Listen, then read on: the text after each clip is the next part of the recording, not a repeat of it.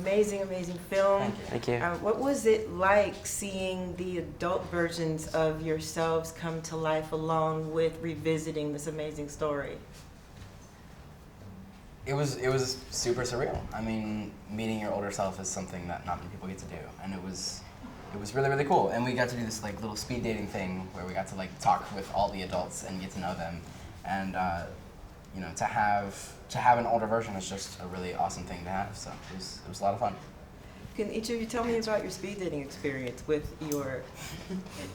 I saw PJ, I keep calling him James Ransone. I saw him we went to this barbecue place, and I saw him, and I was like, hey, great to see you again. I saw him, like, met him once before that, and I was like, hey, great to see you again. He was like, hey, yeah. And we, like, stood there, and we, like, stood there, like, got really awkward at, like, the exact same time. We, like, stood there, like, hey.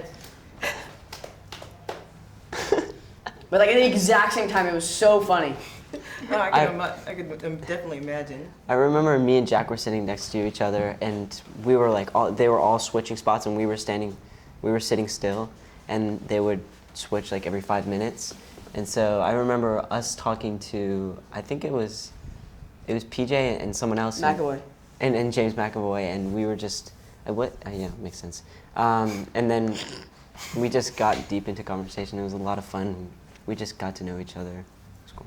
Yeah, I was with Bill Hader and Jay and Finn, and we had like a great conversation. Just like those guys are so like genuine and down to earth. Those guys are amazing. Bill Hader's down to earth, really. Hilarious. Hilarious. Bill Hader's a great guy. In meeting Jessica? Yeah. The first time I actually met Jessica was on the day of the table read. And I was very nervous. And the first thing she actually said to me, she would ask for advice for the role, and I didn't know what to say because, you know, she's Jessica Chastain. I was like, "You're a great actress." You're like, girl, you got this. You know what you're doing. You know what you're doing. More than me, probably. So. Definitely. Thanks. Good luck. Good luck. But no, yeah, she